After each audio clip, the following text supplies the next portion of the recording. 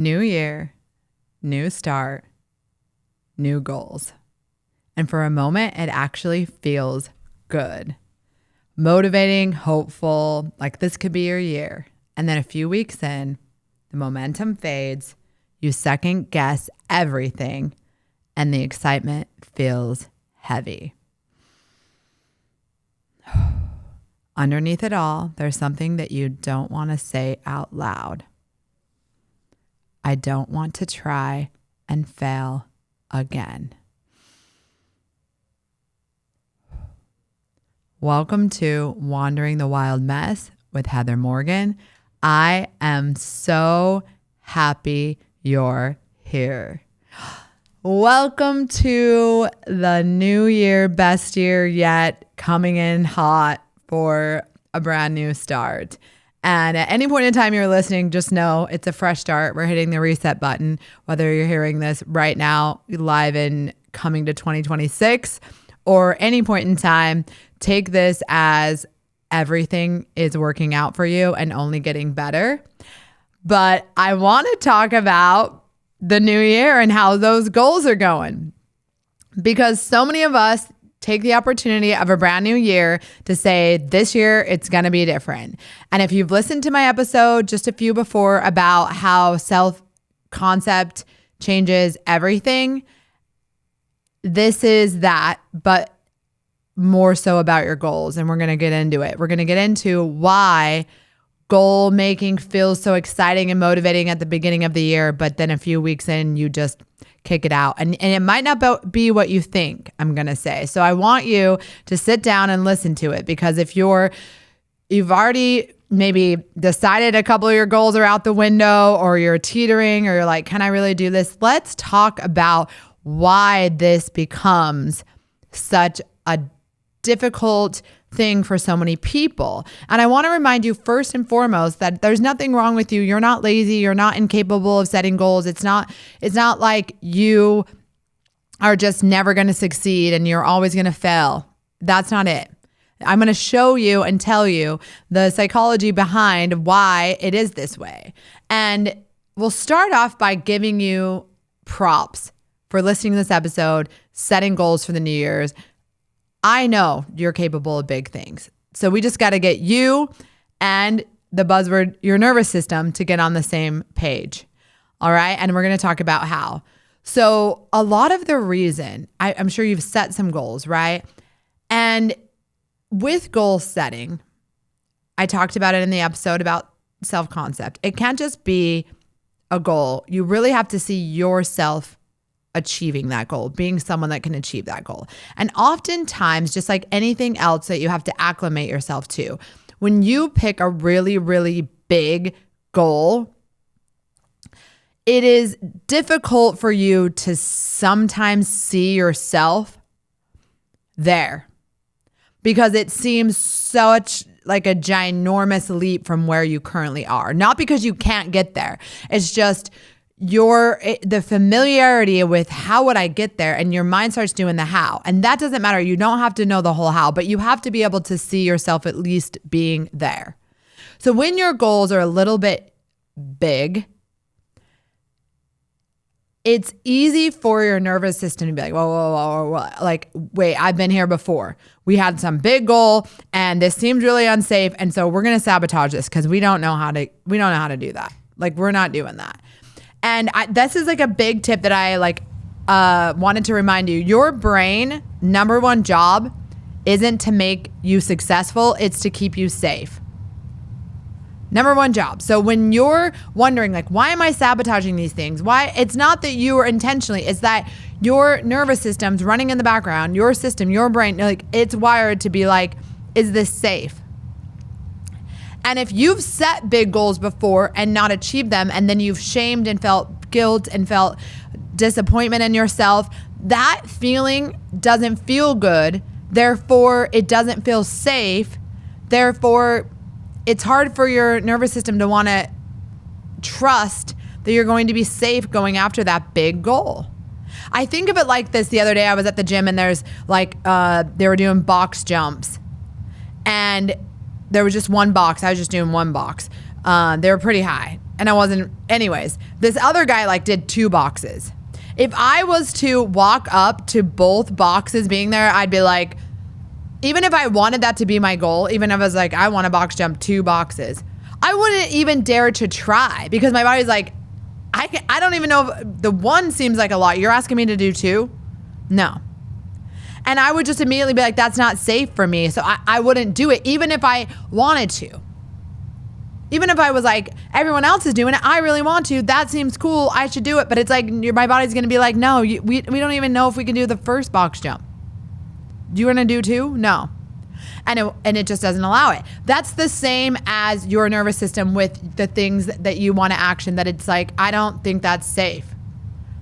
So that's why goals in more of like a smaller, like micro, like goals, like smaller pieces work so well because your nervous system can acclimate that, oh, okay, we can do that and we're safe. And you're like slowly adding more as you go on. And that's why I feel like it's really important. They've talked, I mean, I'm sure you've heard this before, but sometimes we set goals for the whole year instead of like, okay, maybe it's just the month of January and then February and then March, or in those smaller increments, so that it feels like something you can build up to. And the build up is not because you're not capable of the big thing.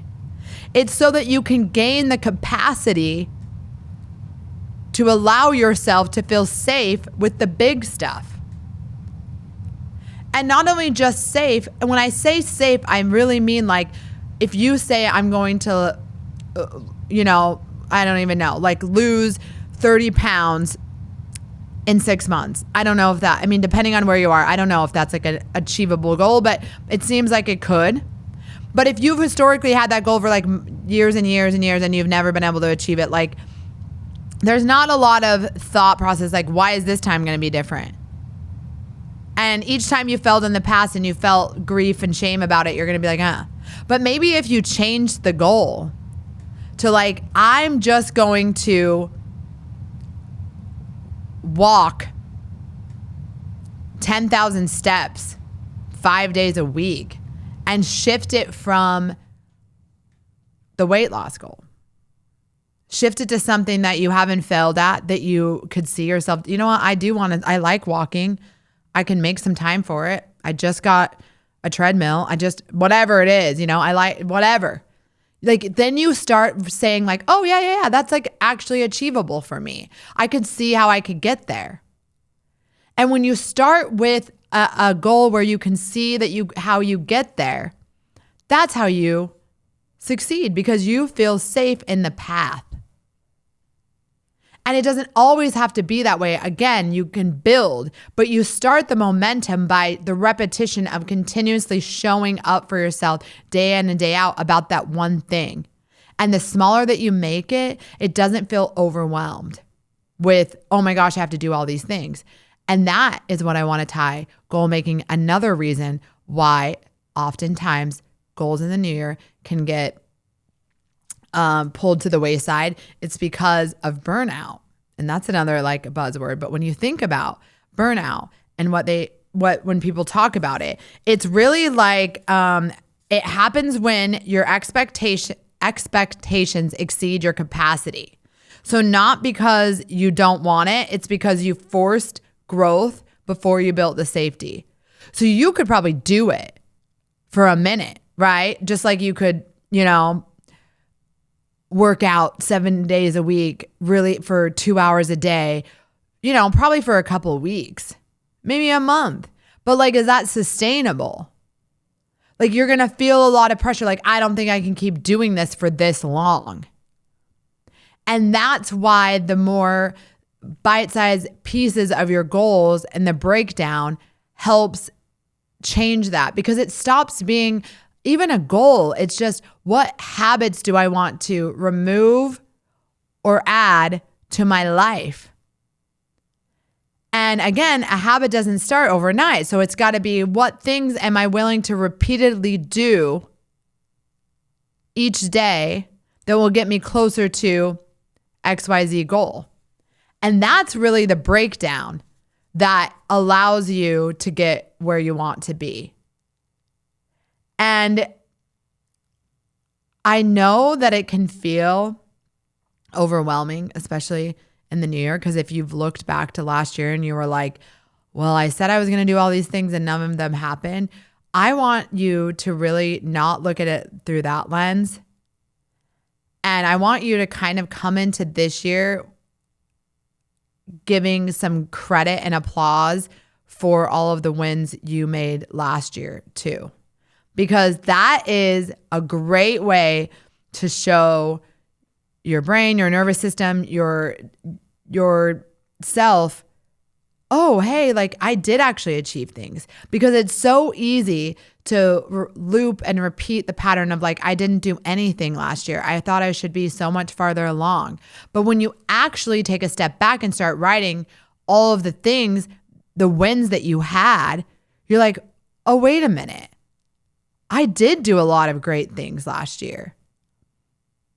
And when you see how many great things you did last year, and write the little things. Write the things that something that you didn't want to do. I mean, I did a lot of things that I didn't want to do. And at the end of the day, those are still wins. Because whenever you put yourself in a position to do something you don't want to do, that's really difficult, that feels uncomfortable, that's out of your comfort zone, whatever, that's a win. And often we just are like, well, I had to do it. But like you showed up for yourself when you needed to. And reminding your nervous system, your brain, your subconscious mind, no, I show up when I need to for myself.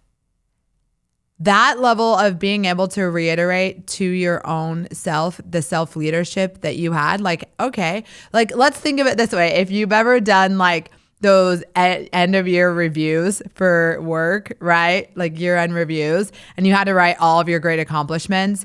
I had been doing that for years in corporate America. And like often there was people that would just like stack their wins, like emails of when they won stuff, and they'd stack it all there. But at the end of the year, they'd need to like sell themselves like so they could get a raise or whatever, right? And they'd have to be like, these are all the accomplishments I had this year.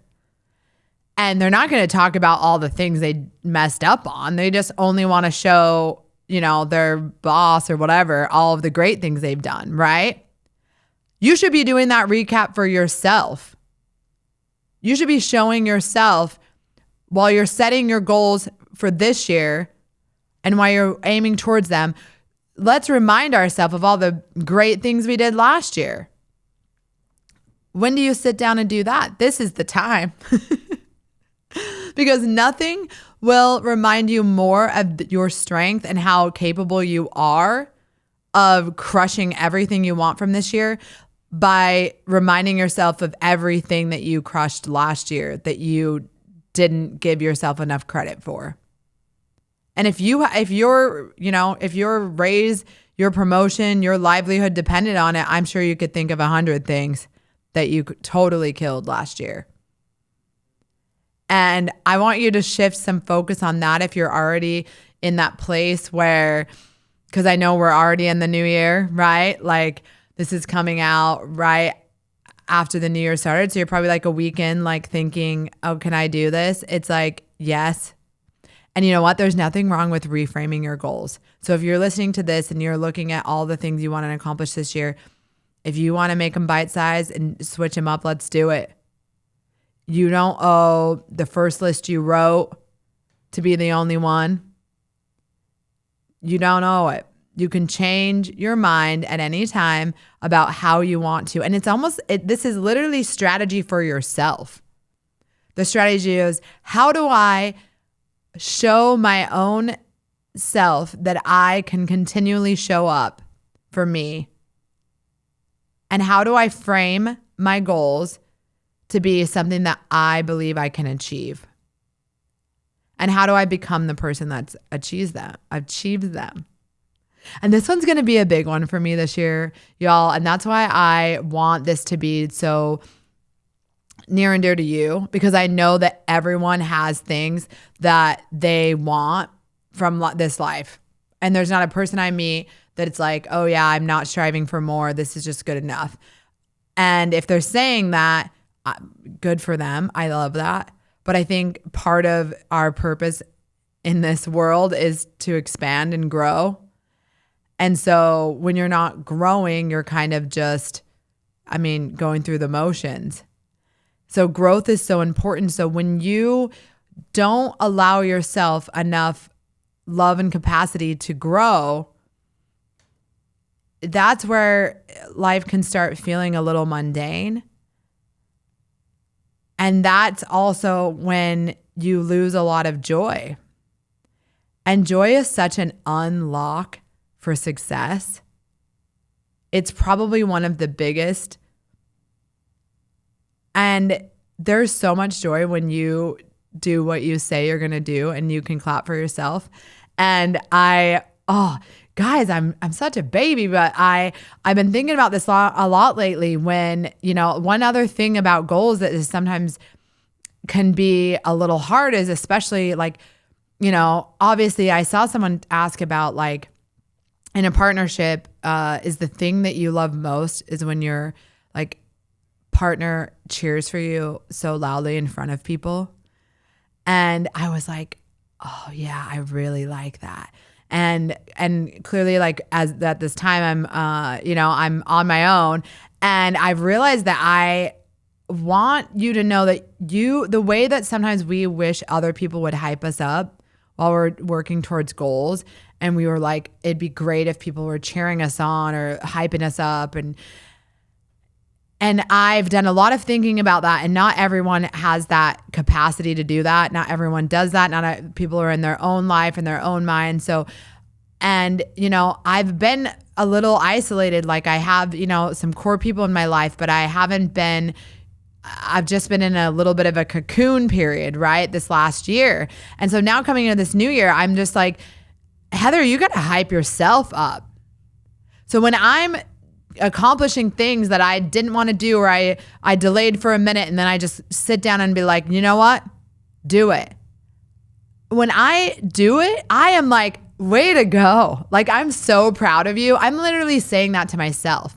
And I want to remind you on this goals journey, like it is important for you to feel that hype and that joy. When you like make it to that gym class that you really didn't feel like going, and then you leave it and you're like, yeah, look at me, and it's just that give yourself the credit you deserve. Hype yourself up. Stop waiting for everyone else to see it and care, because they're on their own path. You are hyping yourself. And the funny thing is, I was thinking the other night about this, because you hear about people saying you have to like learn to reparent, like you reparent yourself. It's not even about your parents per se. That's a whole other story. But when it's reparenting yourself, it's looking at yourself and being like, what do I need?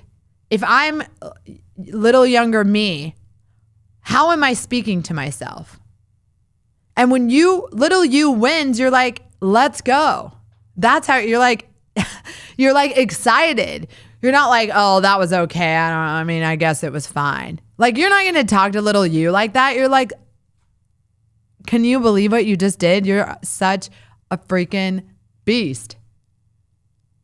And that's the kind of hype you have to learn to give yourself. And that is the best kind of hype, because once you've got that in your system, once that's repetitive, once that's turned on, once you're hyping yourself up, you're unstoppable, because you don't need any external validation from everyone else, because you've already hyped yourself up so much. It's like, the rest, it's kind, but you're like, I got it.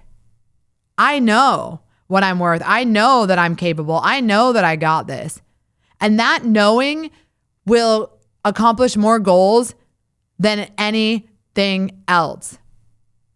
And that's all within you.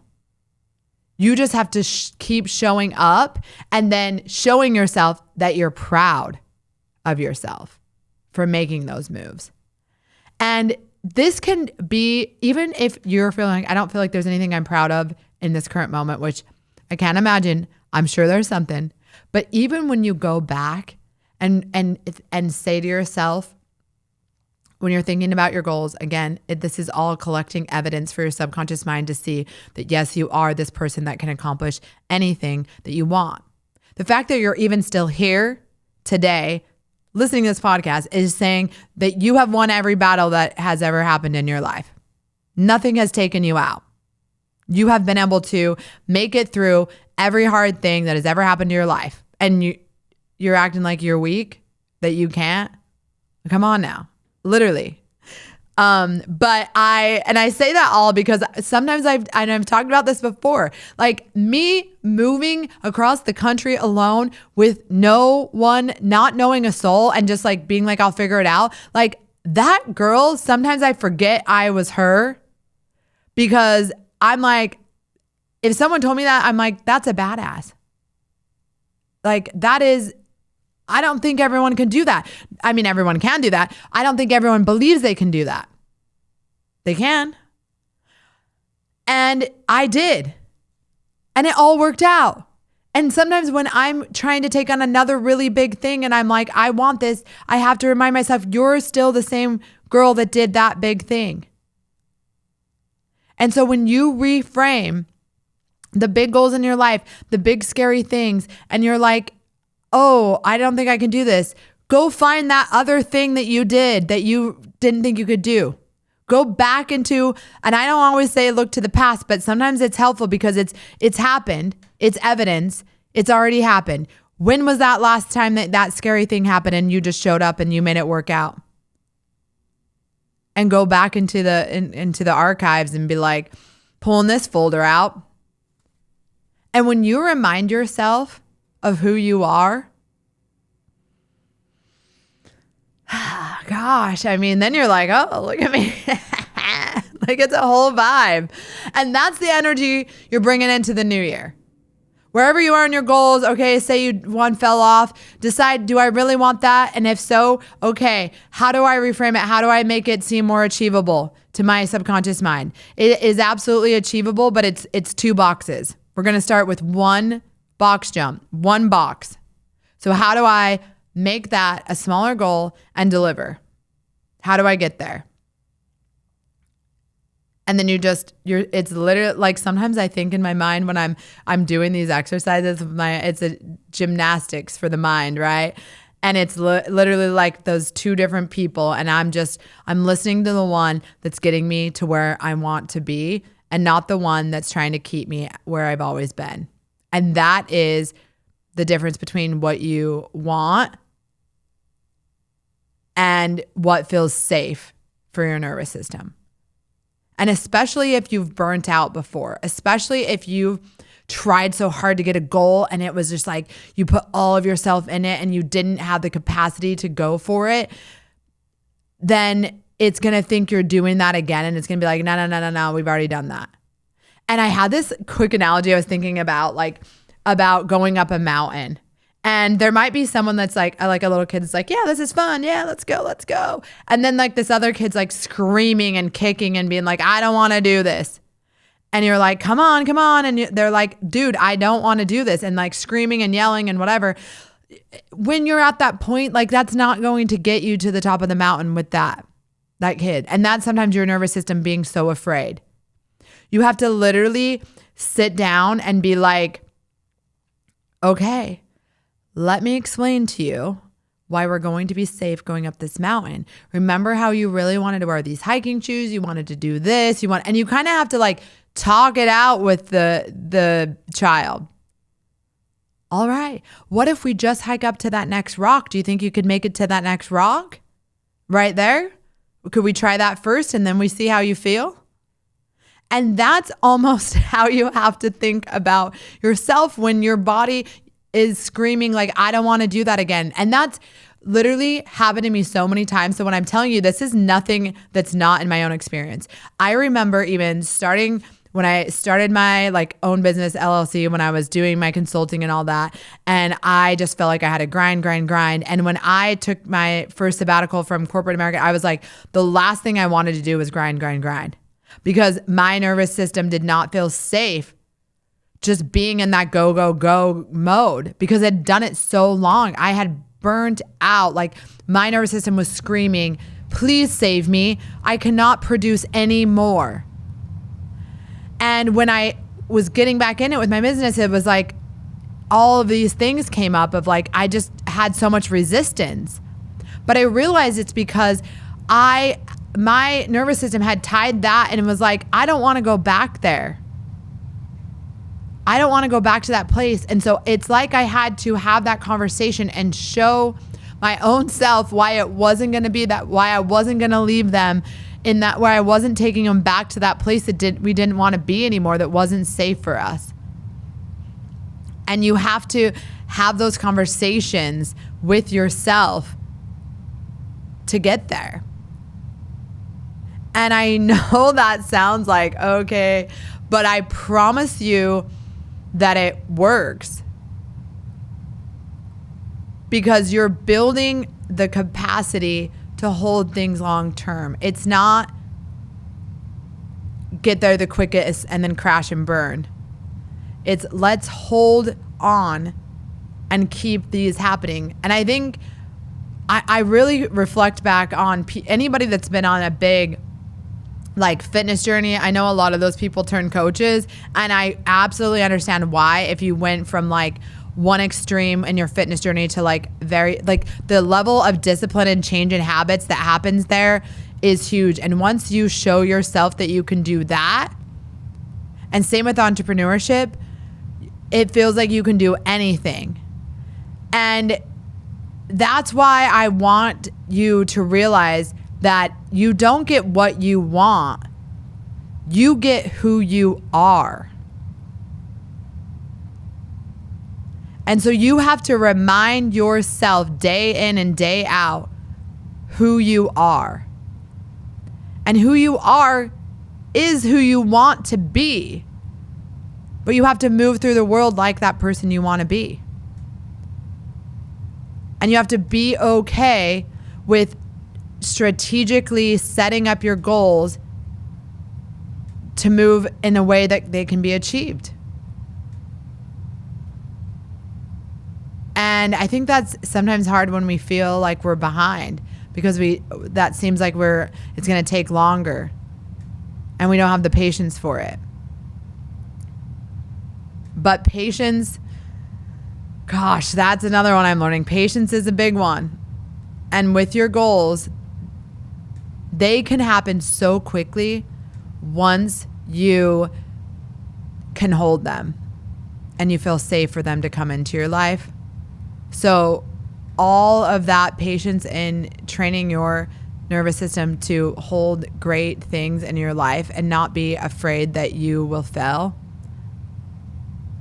and knowing that you're not going to shame yourself for something, that you're going to reframe it and reposition it and make it achievable every time. And it's just it's not a failure. It's just, okay, now we're going to try it this way. Remember when I talked about Thomas Edison, and he said I didn't fail X amount of times. I just found X amount of times it didn't work. That's the mindset. And that's not going to happen because it's going to be the best year ever. But if it does, it's not, we're just reframing it. We're reframing everything into wins. And what I want to leave you with is, let me see, I had written some good